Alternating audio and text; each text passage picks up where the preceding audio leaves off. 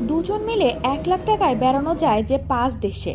November থেকে জানুয়ারি ঘোরাঘুরির আদর্শ সময়।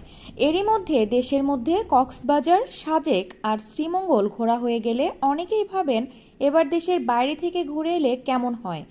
বছর শেষে পাসপোর্টের পাতায় একটা নতুন সিল যুক্ত হলে দেখতেও ভালো লাগে।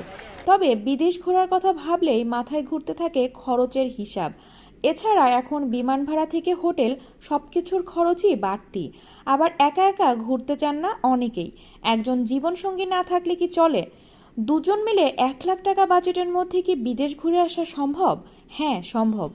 তালিকার প্রথমে প্রতিবেশী দেশ হিসেবে ভারতের নাম আসাই স্বাভাবিক।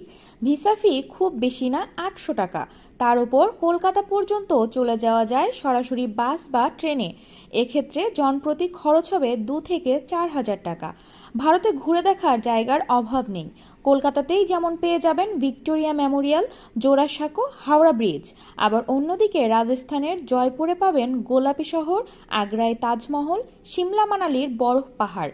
এমনকি এ বাজেটেই পৃথিবীর ওপর এক টুকরা স্বর্গ কাশ্মীর ভ্রমণও সম্ভব। তাই বছরের শেষে লম্বা ছুটি নিয়ে কম খরচেই ঘুরে আসতে পারেন ভারত। পর্যটন বান্ধব দেশ হিসেবে থাইল্যান্ডের বেশ সুনাম আছে। চাইলে দুজন মিলে ১,০০,০০০ টাকা বাজেটের মধ্যে থাইল্যান্ডও ঘুরে আসতে পারেন। এজেন্টের মাধ্যমে ভিসা করালে দুজনের খরচ হবে ৮ থেকে ১০ হাজার টাকা।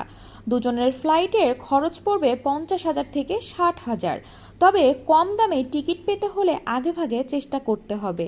ছুটির দিন ছাড়া অন্য দিনগুলো বেছে নিন, তাহলে দাম কম পড়বে।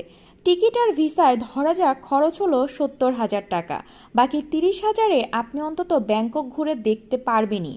পাতায়া, ফুকেট, ক্র্যাবিও হয়তো ঘোরা সম্ভব। সেক্ষেত্রে একটু টানাটানি পড়ে যেতে পারে। থাইল্যান্ডের সুবিধা হলো আপনি এখানে বিলাসবহুল হোটেল যেমন পাবেন, আবার একেবারে কম দামি হোস্টেলও পাবেন। দামি রেস্তোরাঁর খাবার পাবেন, আবার রাস্তার পাশে দোকানের খাবার খেয়েও দিব্যি ২-৩ দিন পার করে দিতে পারবেন। অতএব জীবনসঙ্গী বা একজন বন্ধু সঙ্গে নিয়ে থাইল্যান্ড ঘুরে আসার পরিকল্পনা করতেই পারেন। হিমালয় পর্বতমালার এত কাছাকাছি আমাদের বাস। ভ্রমণ পিপাসুরা এ কথা ভেবে কৃতজ্ঞবোধ করতেই পারে। স্বচক্ষে হিমালয় দেখতে খুব যে কষ্ট বা খরচ করতে হবে তা নয়। কাজ শুধু একটা নেপালের ফ্লাইটের টিকিট কাটা। বাংলাদেশি নাগরিকরা নেপালে পা রেখেই ভিসা পেতে পারেন, তাই বাড়তি ঝুঁকি পোহাতে হয় না। নেপালের ফ্লাইটের খরচ মোটামুটি ২৫ থেকে ৩০ হাজার টাকা। দুজনের জন্য ধরা যাক ৫০,০০০ থেকে ৬০,০০০ টাকা। পৌঁছানোর পরও আপনি চাইলে কম খরচে থাকা খাওয়ার বন্দোবস্ত করে নিতে পারবেন। ঘুরে আসতে পারবেন পোখারা বা নাগরকোট। পর্যটনের আরেকটি স্বর্গরাজ্য মালয়েশিয়া। রঙিন শহুরে জীবন, নীল সমুদ্র সৈকত, গহীন অরণ্য, কি নেই এখানে। ৬০,০০০ থেকে ৭০,০০০ টাকা খরচ করে আপনারা দুজন ভিসা ও বিমানের টিকিট পেয়ে যাবেন। রাজধানী কুয়ালালামপুরেই থাকতে চাইলে কম খরচে হোটেলও পাবেন। স্ট্রিট ফুডের জন্য বিখ্যাত দেশ মালয়েশিয়ায় খাবারের খরচও খুব বেশি না। তাই ১,০০,০০০ টাকা বাজেটের মধ্যে চাইলে দুজন মিলে মালয়েশিয়াও ঘুরতে পারেন। বাজেট ভ্রমণের তালিকায় মালদ্বীপের নাম দেখে অবাক হলেন? অবাক হওয়ার কিছুই নেই। বিলাসবহুল হানিমুনের গন্তব্য মালদ্বীপেও চাইলে পরিমিত খরচে ট্যুর দেওয়া সম্ভব।